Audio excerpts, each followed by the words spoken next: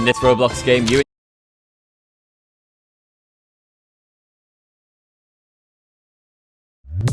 When you're watching the other football,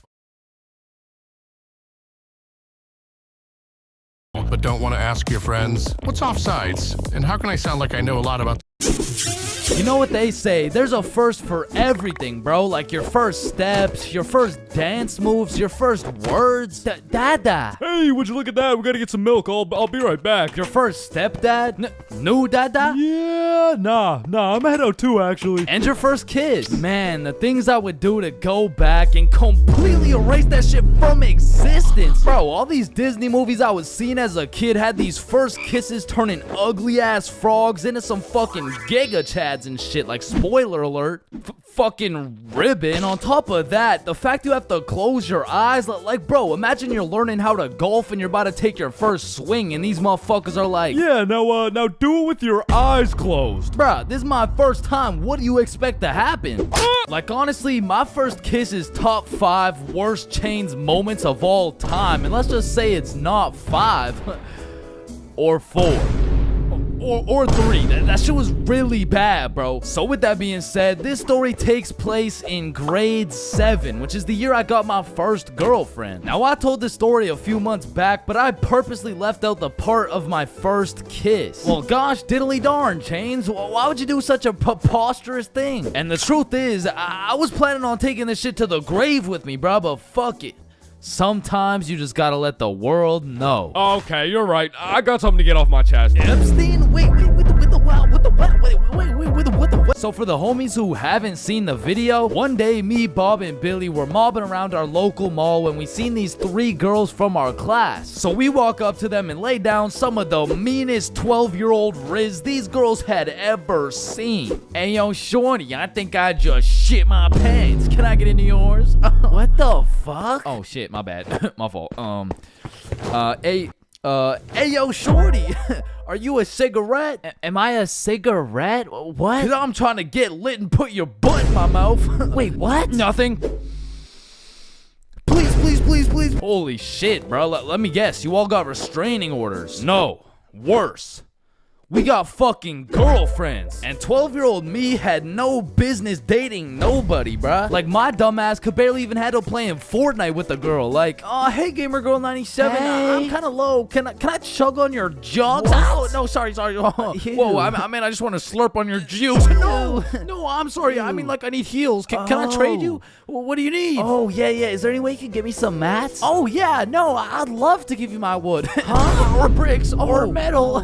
Or anything you need. Okay. Anything else? Yeah, I don't have a shotgun yet. Oh shit, I got 3. I Okay. can give you 2 pumps. Or no, it's 1 pump. No, wait. Oh, sorry. I can give you shotguns. I mean. Okay. Where are you? I'm in this little wood fort I made. Oh, okay. I see you. Let me come in your box. What? So needless to say, every single interaction I had with my girlfriend was awkward as shit. Cause I had to pre-plan things to say in my head, and as soon as that shit went off script, I was cooked. Hey Jessica, how you doing today? Honestly, just not the best. Oh, that's good. What'd you do today? Oh, I don't know. Just did my makeup. Hey, me too.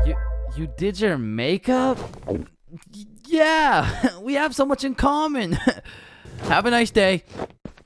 Fuck! And on one Friday after school, me, Bob, Billy, and our girlfriends all went to the mall together as we did every single day. But on this specific Friday, we rubbed together a few brain cells and realized, yo, do you got money? Nah. You got money? 0. You got money? I'm broke. You got money? No. You got money?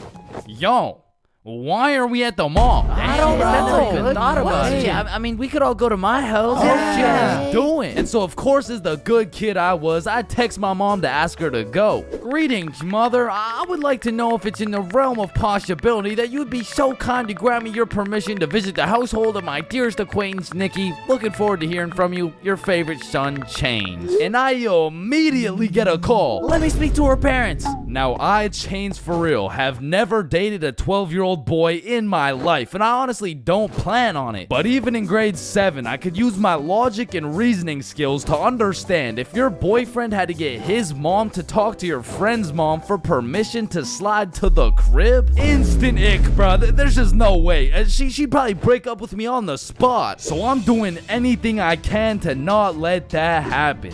Hey there, Miss For Real. This is Nikki's mom. I just wanted to let you know Chains and his friends are welcome over anytime because they're goated with the sauce. Shit. Oh, hey, Nikki's mom. Sorry, it's kind of hard to hear you over all this bullshit. You're not allowed at her house. Come home now. Chains, are you coming? Look, Mom, I'm not gonna lie, you gotta lock the fuck in right now. This is the first time in my life I ever been invited to a girl's house and there's cheeks up for grabs. Like, Mom, this is my only opportunity. If you don't let me go, the For Real bloodline might just end with me. Okay, listen, Chains. I'll let you go this time, but you have to be home at 9 p.m. sharp. Yay, thank you so much, Mom. Now I'm paraphrasing, but the point is she let me go with a curfew of 9 p.m. So all 6 of us leave the mall, hop on the bus, and get off at Nikki's house. We go inside, sit on the couch, and now it's even more awkward, bruh, because instead of walking around the mall, all we had to entertain ourselves was ourselves. And just like any other awkward middle school scenario, that shit went like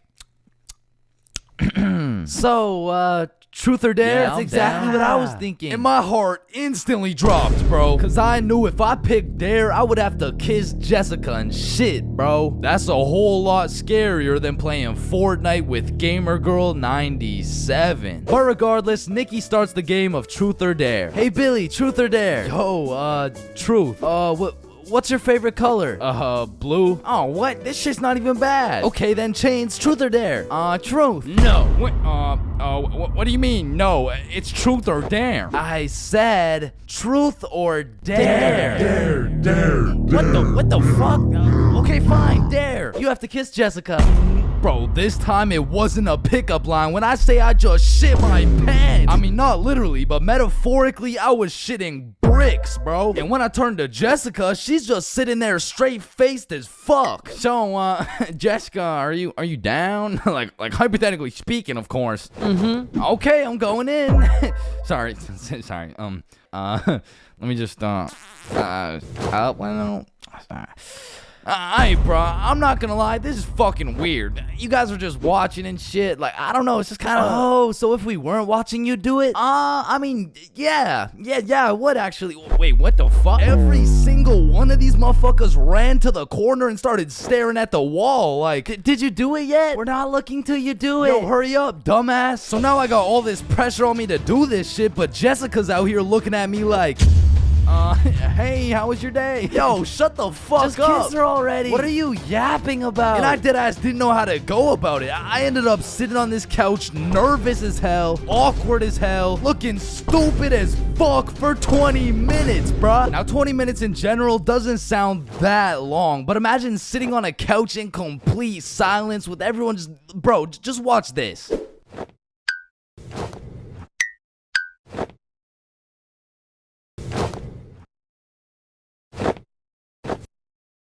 My brother in Christ. That was 10 seconds, bruh. Imagine doing that times 120. So after the second longest 20 minutes of my life, I say, you know what? Fuck it. And Nikki's mom walks in the room. Hey, who wants snacks? Oh.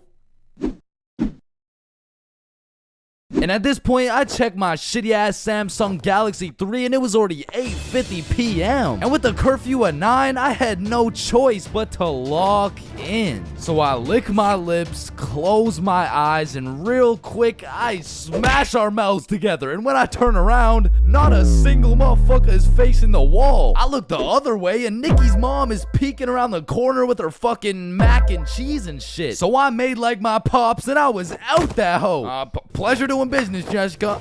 Wait, what? Where are you going? Thanks for having me, Nikki's mom. What the hell was that? And I proceeded to sprint home, making it home at 8:59, exactly 1 minute before my curfew. And that night, when I went to bed, I couldn't sleep, bro. I haven't been able to sleep since. Damn, I should have taken this shit to the grave with me. Fuck. Hey you, do you ever feel like you're losing control? Like your wife and kids don't listen to you anymore? Like you can't even give your own dog commands? Well, I got just the thing for you. War Thunder. It's a beautifully crafted free-to-play game on PC, consoles, and mobile devices where you can command over 2,500 tanks, planes, helicopters, and ships of 10 major nations, okay? Like, who even needs a wife or kids when you're telling tanks what to do?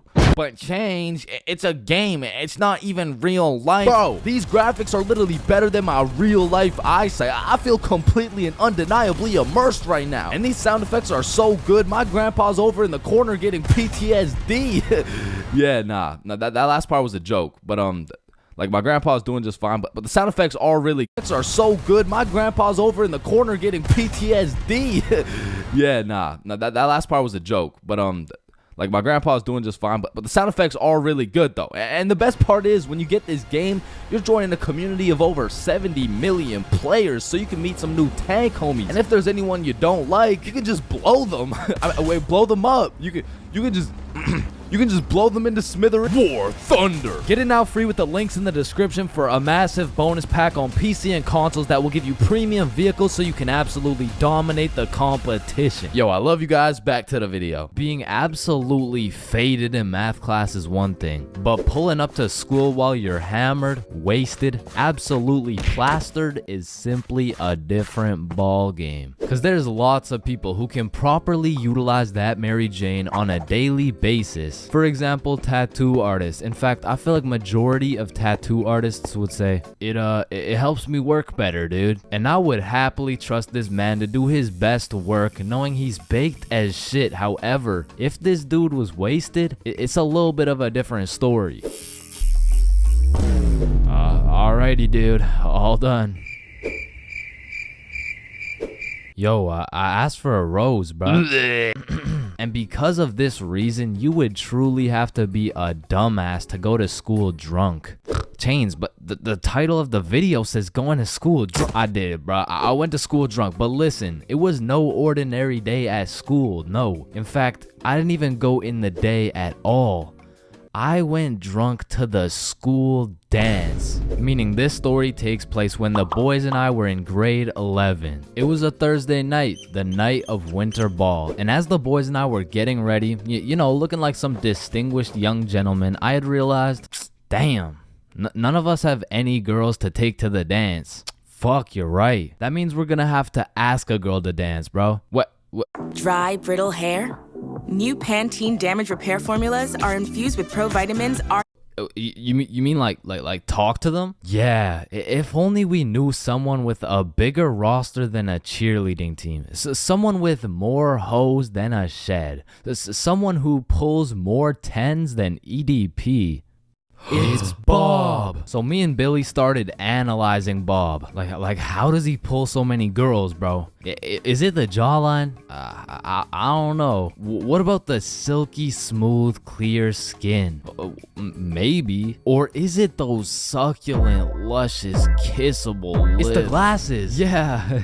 the glasses. Yeah. So we stole Bob's entire flow in the hopes this would put an end to my drought of bitches. So we check ourselves out in the mirror and then we hop into Billy's whip. We throw on some Rihanna to get us hyped, and before we knew it, we had arrived at school. Now to really paint the picture, it was a Thursday at 8 p.m. and on this Thursday at 8 p.m. Billy pops his trunk to pull out 2 bottles of vodka. Now, if you were unaware, it was currently a Thursday at 8 p.m. on a school night, and we were headed into our school. Now, logically, I should have simply denied the alcohol, but I'ma keep it a buck. The whole idea of walking up to a girl and asking her to dance was really giving me the heebie-jeebies. I mean, my palms were sweaty, my knees were weak, and arms were heavy, so I took a big old chug of that liquid courage in order to ease the nerves a little bit. And shit, Billy must have been feeling the same way because Billy was down in that shit like it was water. And right after we consumed enough alcohol to kill a baby elephant, I got a notification on my phone. Oh shit, I got an email. Oh, Oh, it's from the school. It says, if you come to the winter ball under the influence of alcohol or any drug, you will face suspension and will lose your right to walk across the stage for graduation. Fuck. Okay, listen, if we can get into the dance before this shit hits, we're chilling. All right, we got this. So we walk into the school looking fresh as hell, but then I notice a fat line of students, and this line led to a security check to get into the dance. Fuck, that's not good. Nah, we're chilling. I still don't even feel anything. What about you? Yeah, same. We're good. And just as we came to the consensus that we were good, the principal starts walking down the line in our direction. Fuck, act cool. We're good. Act cool. Whew. That was close. You three, over here. Shit, fuck, shit. Do you guys know why I called you over here? Nah. Nope. I smelled alcohol the moment I walked past you three. Now, I don't know if it was one of you or all of you, but you know the consequences of showing up under the influence, right? Yeah, we do. And tell me, is it or is it not suspicious that all three of you guys showed up with glasses on? Nah, we just thought it That's looked not really suspicious. Take them off. Damn. Yes, sir. And although I downed a sizable amount of vodka, it still hadn't kicked in yet. No, I didn't want to do this to you guys, but look at my finger. This motherfucker starts waving around his magic finger in Billy's face with a flashlight to somehow see if he's drunk. Now, I don't know what the plan was, but I was fucking scared. Okay, he's not bad. Oh, okay, he's good. Now let's see here. And just as this motherfucker puts his finger in my face, that vodka hits, bro. I'm using all the strength I got to keep my balance while I'm getting blinded by this flashlight. Let me try that again. I got a little feeling you guys drank, but it hasn't fully kicked in yet. I'll check up on you in a little bit. Yeah, that's good. Yeah. So we get to security and they make sure to pat us down. A little bit too good, but before we knew it, we were at the dance. And just like that, I saw my opportunity and I put that liquid courage to use. And you know, I'm very articulate when it comes to words, so I ask, "Hi, how are you?" "Oh, hey, I'm good." So I wanted to ask you, like, you know, we're at the dance and I saw you, so I walked over here. Here we are, you know what I mean? So like, do you want to dance?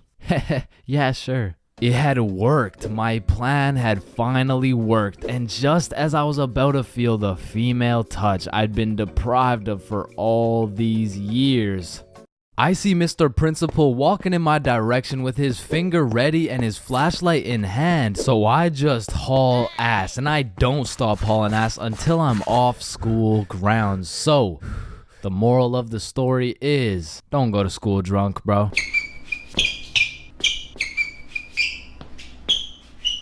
Man, way back when, there was a time when you couldn't catch anyone under the age of 30 chiefing a vape. Until one day at Vaporizer Laboratories, they were cooking up and made a flavor that would change the game forever. Cotton candy. Now this revolutionary flavor forced these grown-ass 30-year-old men to take a good look in the mirror and ask themselves, Damn, what do I look like as a grown-ass man sucking on this goddamn cotton candy stick? so they do what any responsible adult would do. They give it to their children. I mean, shit, kids love cotton candy. All of a sudden, business is booming for Vaporizer Laboratories, so they start cooking up even harder. Boom, Sour Patch Kids juice. Boom, applesauce juice. And boom, baby food juice. These babies will be sucking that shit like a soother. Kids' first words will be looking like, yo.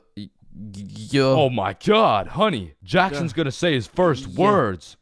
Yeah. Oh, let's hear it. Yo. Yo, Pops, well, let me bum a hit off that 50 Nick Guava Ice, G. Yo, just wait till they drop that breast milk flavor, bro. Shit, these newborn babies won't even know what hit them. They'll be returning customers for life, which which will probably be like 12 years max. Now, the reason I say all this is to let you know that vaping not only intruded my high school years, but also my years in middle school. I was first introduced to these bad boys at the ripe age of 13, and with a little bit of that good old peer pressure, I folded, bro. Like, what was I supposed to do, bro? Like not take the hit? No.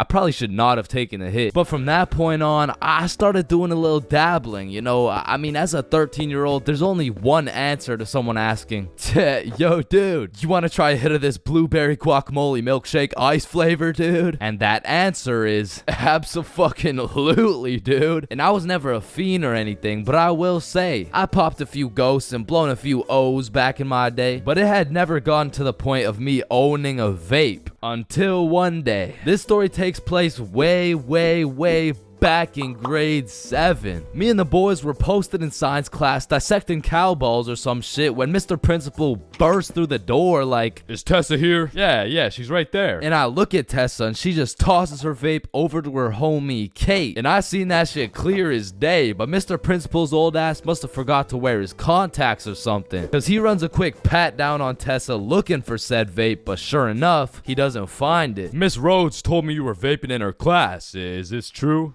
"No, I would never." Okay.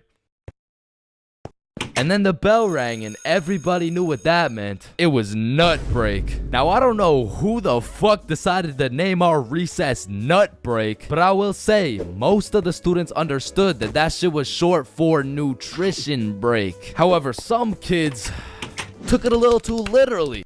Weird ass school, man. But this specific nut break, you best believe me and the boys weren't busting nuts or eating nutritional foods because Billy had something else on his mind. Yo, who's got you smiling like that? Who, me? Nah. It's nobody. Yo, wait, you got a crush on Tessa? What? Tessa? Me? Yeah, I got a crush on, yeah. Limu, I drive. You help people customize and save with Liberty Mutual. Booking.com has all kinds of stays for those who love family resorts and for those who do not. Oh shit, go talk to her, bro. Talk to her. No. Bro, it's simple. She's new to the school. She's probably looking for some friends, so just walk over and introduce yourself. You're right. I'm just gonna do it. Yes, sir. Hey, did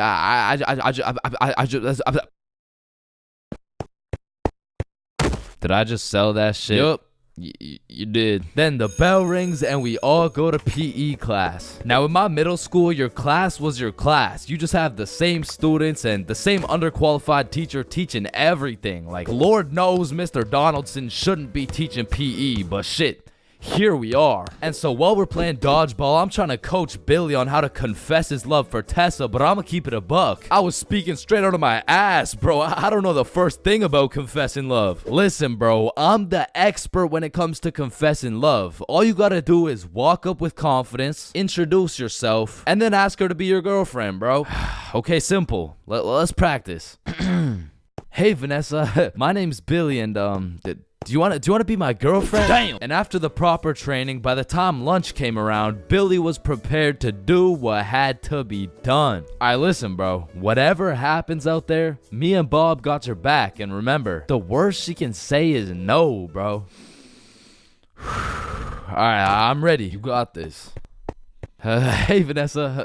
I'm Billy. I seen you in science class today, and you were looking very pretty. And do you want to be my girlfriend? Fuck no. She laughed, bro. She laughed in Billy's face. And he walks back to us with tears in his eyes. She laughed at me, bro. Well, at least you know what they say. What? If you can make her laugh and giggle, you can make the cheeks clap and jiggle. Not right now, bro. You're right. Too soon. Needless to say, that brother Billy went home that night, listened to Juice WRLD, and cried himself to sleep. Shit, the next day, Billy didn't even say a word, but I could hear Lucid Dreams on full blast in those earbuds. Man, it's a tough sight to see. Next thing I know, Mr. Principal bursts in the class talking about, "All right, Tessa, in my office right now. Now, I don't know why she was in trouble, but whatever she was accused of, she's guilty, bro. And she's also guilty on 1/3 degree count of breaking my man's heart. And as I'm busy praying on Tessa's downfall, I get a little tap on my shoulder like, psst, take this. Mr. Principal's looking for it and he's not gonna check you. Whose is it? It's Tessa. Don't worry, it's safe with me. And it was safe with me, cause that shit was now mine. The only way she could get it back is if she repaired my boy Billy's heart, and that just wasn't happening. And soon enough, Tessa comes back from Mr. Principal's office and she didn't say a word. We had nut break, nothing. We went to PE, nothing. And then we went to math class. And as I was chilling in math class, calculating the square root of pi and shit, I get a tap on my shoulder again. Psst, Tessa wants her vape back. Vape? What vape? The one I handed you this morning? You know, it was purple. Oh, that vape. Oh, yeah, no, I threw that shit in the bushes. So she reports back to the person who gave her the vape, and she reports back to the person who gave her the vape, etc., etc., until Tessa finds out, and she looks pissed. So she whispers to her friend, who whispers to her friend, etc., etc.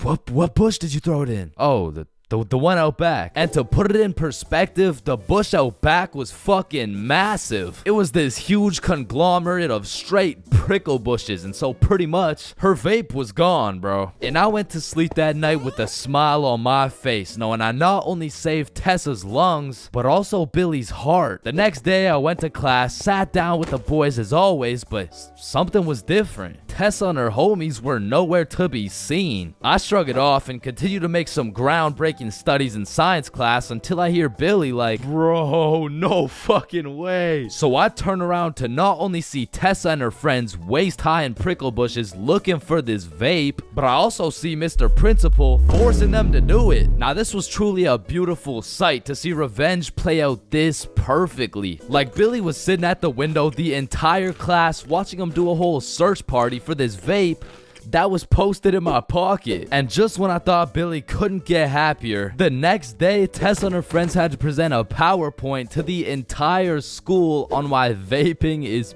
bad. Vaping is bad because when the vape enters your lungs, well, it's not good for your lungs. Man, karma is real, because not only did Tessa understand how it felt to be laughed at, but the next day my friend came up to me like, can I use that vape for the day? And I wasn't using that shit, so I said, yeah, sure. And at the end of the day, you'll never guess what she told me, bro. Yo, you still got the vape? No, I threw it in the bush out back. When you link a girl and you both bring a friend, man, what could possibly be better than a two-man mission?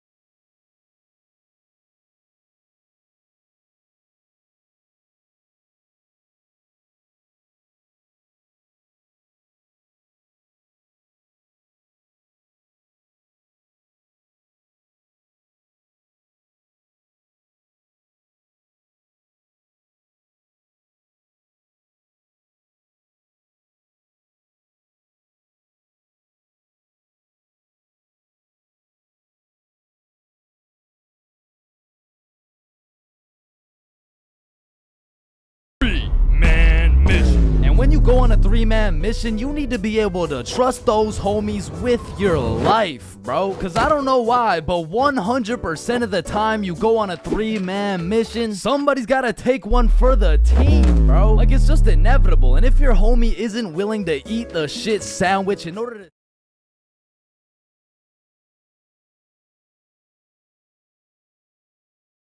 see the gang succeed, the entirety of the gang is eating the shit sandwich, bro. And on top of that, you need your homies to have your back when you crack a shitty ass joke. Cause if you're in a group of 6 people and not a soul laughs, nah, you're done, bro. Like, you're cooked, you're sauteed, bro. Like, pack it up, it's over with. Like, yo guys, what do you get when you mix human DNA with goat DNA? Oh my god, what do you get? Wait, no, let me guess. No, I don't know. What do you get? Kicked out the petting zoo.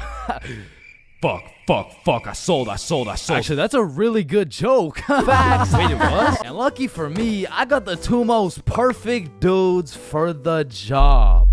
Bob and Billy, so you know we were no strangers to the game. Like, we had 99 chemistry, bro. We were like Jordan, Pippen, and Rodman, setting up these plays, passing, alley-ooping, and dunking that shit. In these streets, they called us the real Big Three, and one day, the real Big Three hopped on a plane to Mexico. And this story takes place way back, like a month ago. And this story doesn't just contain 1 3-man, not 2 3-mans, but 3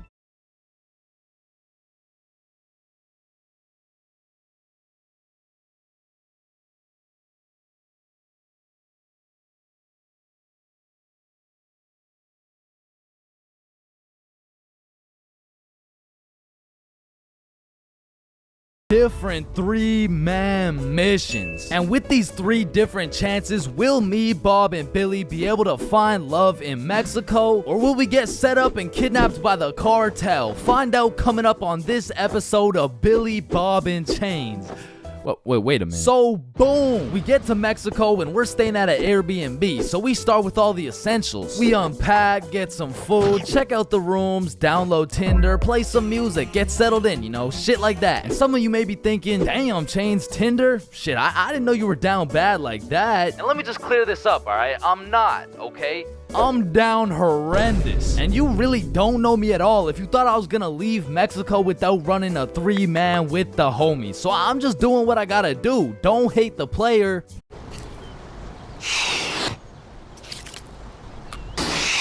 Airheads. Wouldn't it be great if our kids knew how to use money? Bye, Mom.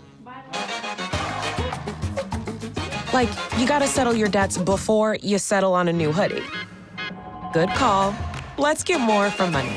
Huntington Bank.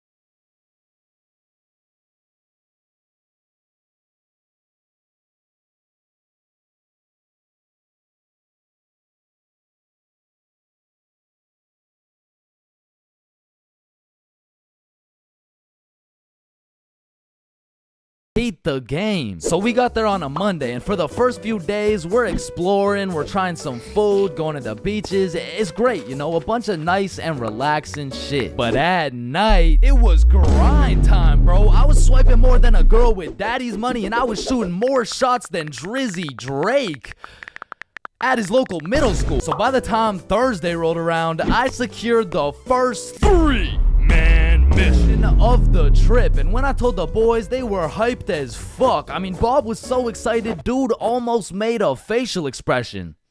So before we went out, we had to get teed up, and lucky for us, we spent half our food budget on a few bottles of vodka. So we're absolutely down in that shit until our Uber pulls up. We hop in the Uber and get dropped off by some bars where we plan to meet the girls. Now keep in mind, at this point, all I've seen of this girl is pictures, and you know there's a brutal catfishing epidemic going on. So let's just say it's completely in the realm of possibility that I set up a link with 3 big buff Mexican dudes. And Lord knows I'm crossing my fingers. Like hopefully there's like no big buff Mexican. I don't want the big buff Mexican dude. So my heart dropped to my balls when I got a tap on my shoulder and turned around to see a not so buff Mexican dude with another not so buff Mexican dude with the 3 girls. Oh, hey. Oh no, don't worry. These are just my friends, by the way. Hey. Oh, shit. Okay. Yeah, what's up? And not only was I relieved that she wasn't a jack dude, but she was fine, nice, and she spoke English. Same with Bob's girl and Billy.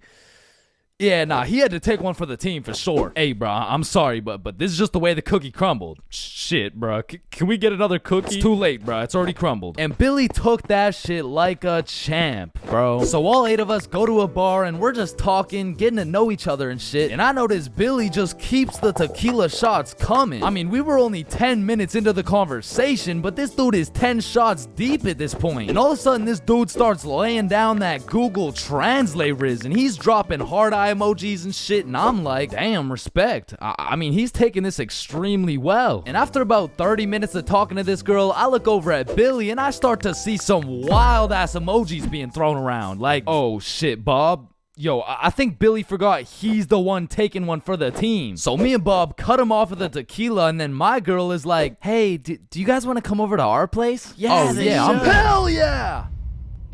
Is he alright? Yeah, he's fine. So we hop in their whip and go to their crib, and at this point, it's getting kind of late, so we're just chilling, listening to music and things of that nature, when me and Bob realize Billy and his girl are nowhere to be seen. So I turn to Bob and I'm like, yo, should we stop him? Damn, bro, you're right. We can't let him do it.